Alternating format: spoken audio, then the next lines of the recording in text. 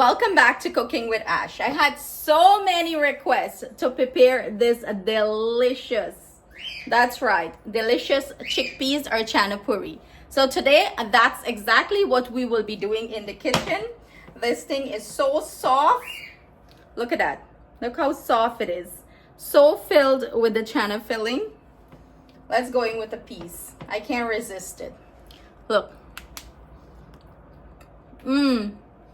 So delicious. So let's go into the kitchen and prepare this delicious chana puri or chickpeas puri. Let's go. Here I have my chana or chickpeas soak overnight. I soak about 1.5 cups, and as you can see, it's double in size.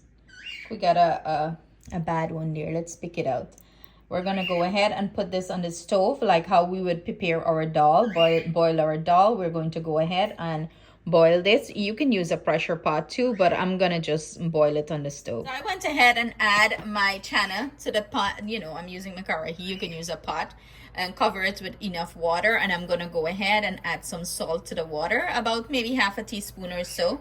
And this tip is very fine, so it might look like I'm adding a lot. We're gonna cover this and bring it up to a boil, and we're gonna check it probably like 10 to 15 minutes into the boiling. Feel it, you know, the texture of it, and of course I'll show you that part of it so you know when it's the right texture to take it down to start grinding this. So it's been about 20 minutes or so. I am going to go ahead and test this to see if it's ready.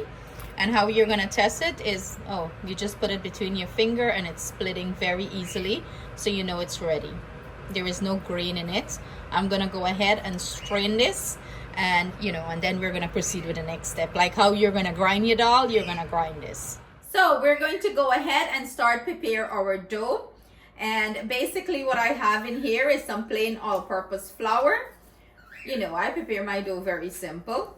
I'm gonna go in with baking powder, and everything I'm using will be listed at the end of the video or in the description box right below the video.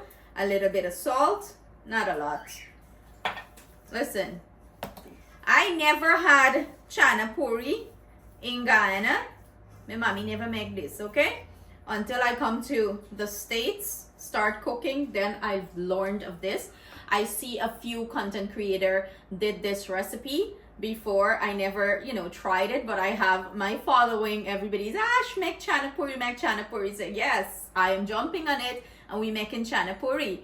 I made it before, obviously, because I have to test the recipe before I put it out there, for you guys to try. I want you to get good result.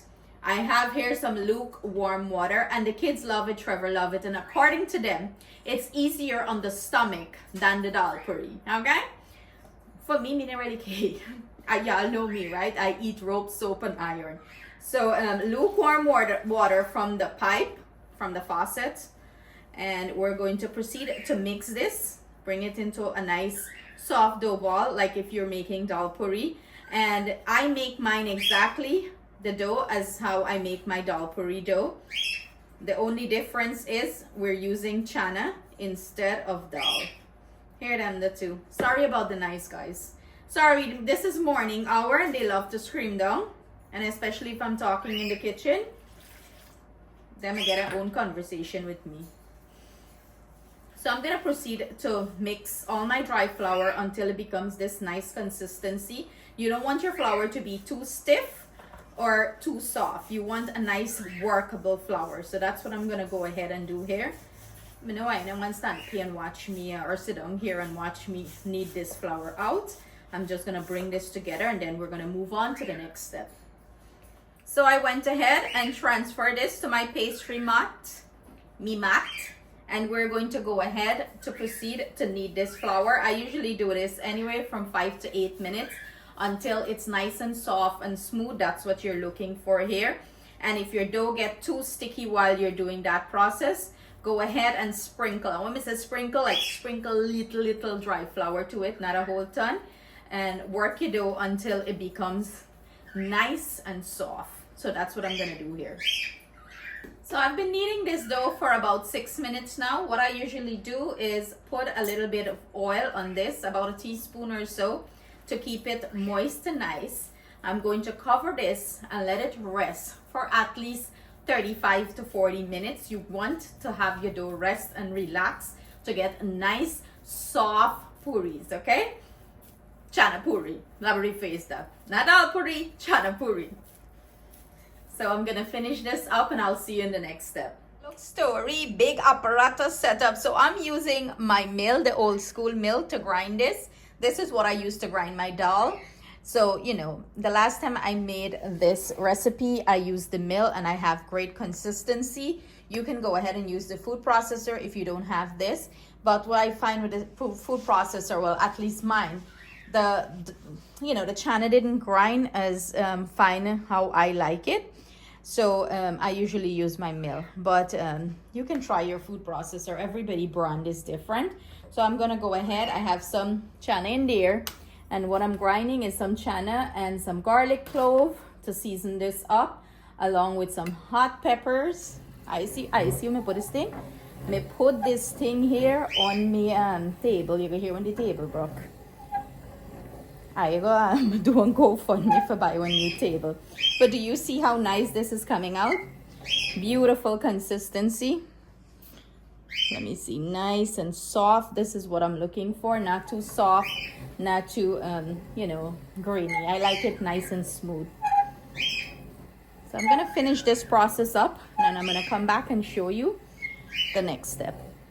This is what our finished grind chickpeas is looking like. I gotta keep at the back of my head that we're doing chickpeas and not dal, because I'll keep telling you guys dal. I went in there with some turmeric. You know, I like that little vibrant color that the turmeric gives to it. You can boil this with the turmeric too. And I'm gonna go in with some roasted jeera. Y'all know jeera make everything better, right? I like to go in with my fingers and mix this in well. I want this to distribute evenly all over in this mixture. But look at that. Shouldn't it look good? Look how beautiful this grind. Nice and soft. And it's so, crumbly. This is what you're looking for. It's not too soft. I mean, it's like perfect texture. Look at that. So when you fill your chana puris, they're gonna rise nice, because sometimes when your puri is not rising nice, that's because the dal, or for instance the chana here, is not grind smooth enough. So we're gonna finish this up, and our dough is almost ready. We're gonna start stuffing it and cooking these out. As you can see, our dough, it kind of like spread out. That means it's nice and relaxed and it's ready for the next step. So we're gonna proceed to roll out some dough balls here.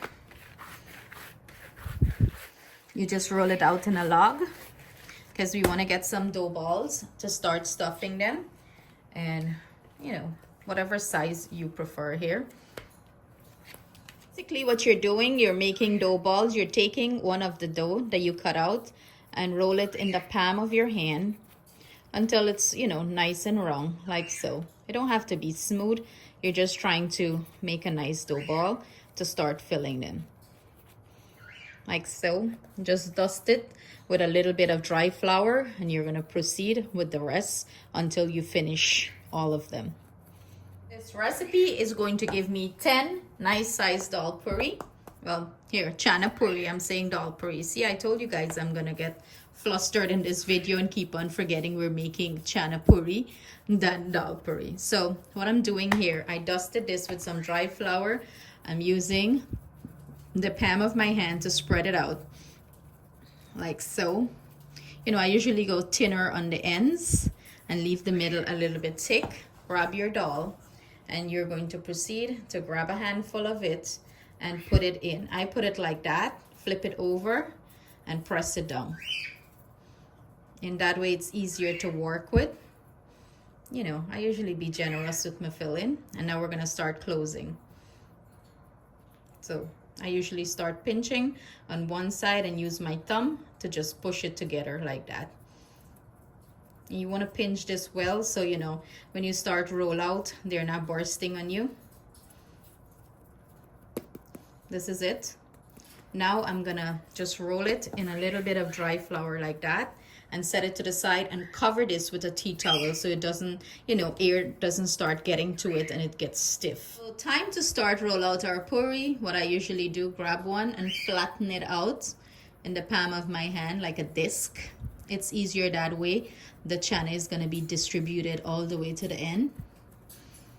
And now we're going to proceed to add some dry flour, and we're going to start rolling this, and you're going to apply light pressure so you do not break your puri. Okay, light pressure. And listen, if you're wrong, you're wrong. If you're not wrong, you gonna be square. It's not a look at the man, it's a taste of the man, right? You know what I'm gonna say. So we're gonna proceed to roll this out nice and thin. I like my puri nice and thin. So I usually put a little bit of oil to my tawa. Yeah, I know it's a big tawa, right?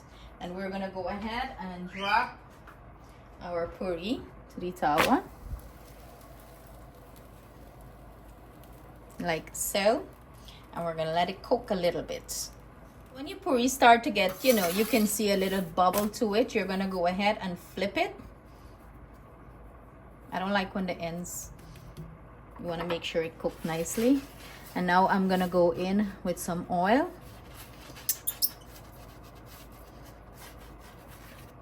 I like to put a decent amount of oil. It helps with the softness of the puri too. I have this cute little brush that distributes the oil to it. And you want to spread it out nice. See, puri starts well. Big things of one. Now we're going to go ahead and flip this over back. And you want to be gentle, It's very soft. You don't want to burst your puri. And we're going to oil the other side of it.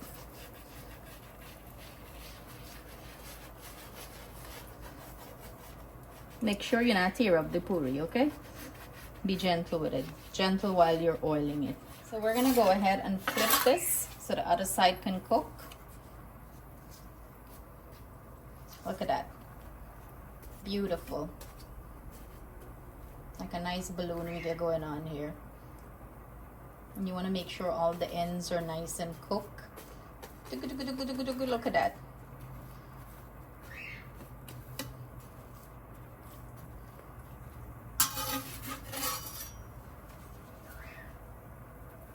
The puri is so soft, as soon as you touch it, you could rip it out. Oh, that little smoke there, be careful. So I usually fold it over back here. Look how soft this is.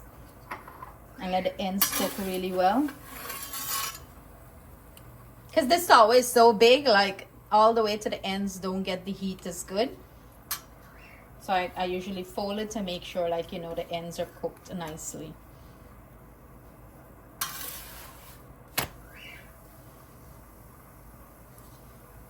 Even when the puri fold, you see how you swell? It's nice and soft puri. And then I fold it back one more time like that. And take it off. I burst the puri there, but that's fine. See, the puri fall in half and look how she swells still. Okay?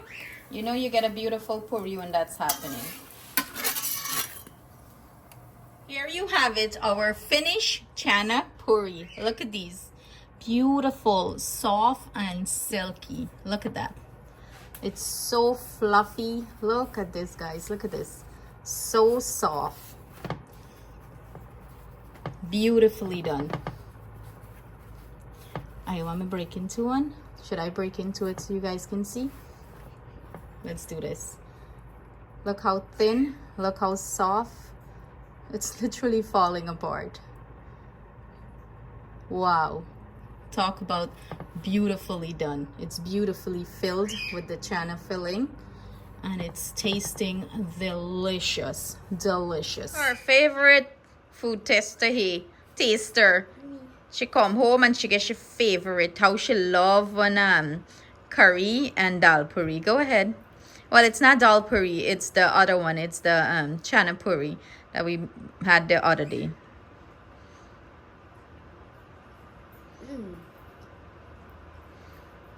If you guys could taste his magicalness, you'd die into heaven. Oh God, magicalness, die into heaven. Oh God, been able with you. Who bum a picnic you, girl? She got to be dramatic like Shimwara. But there you have it, guys. You can enjoy this with some nice hot chatak matak chicken curry or lamb curry or beef curry or anything of your choice, man. Just enjoy the thing, okay? Sending you guys our love, thanks, and gratitude. See you soon with another delicious recipe. Bye.